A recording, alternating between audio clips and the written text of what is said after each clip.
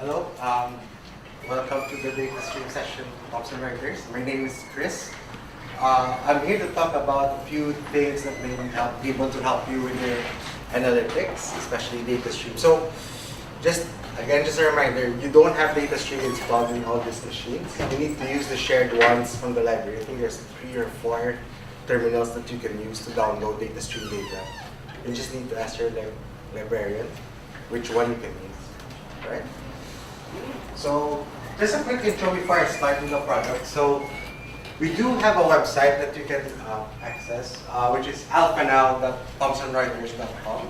So, this would give you an idea of how we can use the charts or the data that we download via Datastream. Right?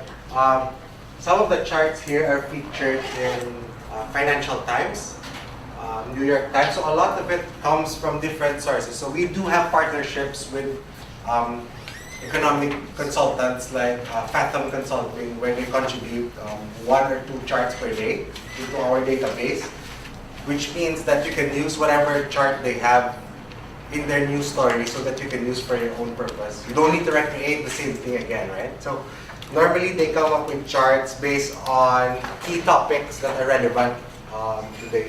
For example, if there's some announcement by the Fed, how does this announcement affect all the other asset classes? So these are the kind of charts you can create using Datastream. Okay? So just go to this one. We do have some interesting commentary on the Asia tab. So anything related to Asia, you can just click on Asia, and we do have analysis on some companies within the region. Like for example, if I click on Asia, this will talk about the retail sector, like Tokyo Fashion Week. Anything that's interesting in the region can be explained in this page. Like retail sector, yeah. All these key announcements are all reflected in this different websites. Yeah. So let's go this now. Just go to alphanow.thomsonreuters.com, and for this session, right, if you guys need a refresher, you can always go to training, type training.thomsonreuters.com. So basically what this website does is you can just register your school email address and your full name, that's it. Going back to economic series, the best way, so some people would say, oh, why don't we just type in like Google, China, GDP, for example. Yeah. So what happens when you get a type in? You have so many series that which one do I use now, right? That can be a challenge for economics. For stock, it's pretty much straightforward. So if I clear the whole thing, and say I look at CIMB, for example, I just type CIMB. Of course, I know CIMB Group Holdings, right? It's pretty much straightforward because stock is unique. Well, for example, economic series, you can have thousands of series that's so related, you don't even know the difference between the two. So, for example, China or Malaysia exports. Just looking at exports alone, see what happens. Yeah, which one do I use? I don't know. I don't even know which one to use, right? Too many series are almost sound the same. So how do you go about that? We have what we call something called Explorer to make it easier for you to navigate around economic series. So all you need to do is go to Explore, and then you can go to Economics, Key Indicators by country. So when you say key indicators, these are normally the most quoted series you can find in the newspaper, like GDP, exports, imports, inflation, money supply. Those are the key items that are all available for you, like even house prices, right? Or motor vehicles, or motorbikes or something. Those are the key items you find in the newspapers. So we group them all under key indicators by country. So I can just click. I can look at Malaysia, for example. So let's look at China for a change. Yeah. It starts with GDP, GNP, exports. It's much more easier, money supply. So these are government bond yields, lending rates, population, employment. So these are all the key items you might probably need when you're analyzing a country. Yeah. So CPI. So let's start with something simple. Like I want to look at, say, exports and say retail sales, for example. So all I need to do is check a few items at a time. Make sure you note the frequency of the series you choose. It should be more or less the same, monthly and monthly. Yeah. So you have the data going back 61 years for GNP. GDP is also 61 years. So you can see how far back we have for this particular data set. So I'm going to choose two.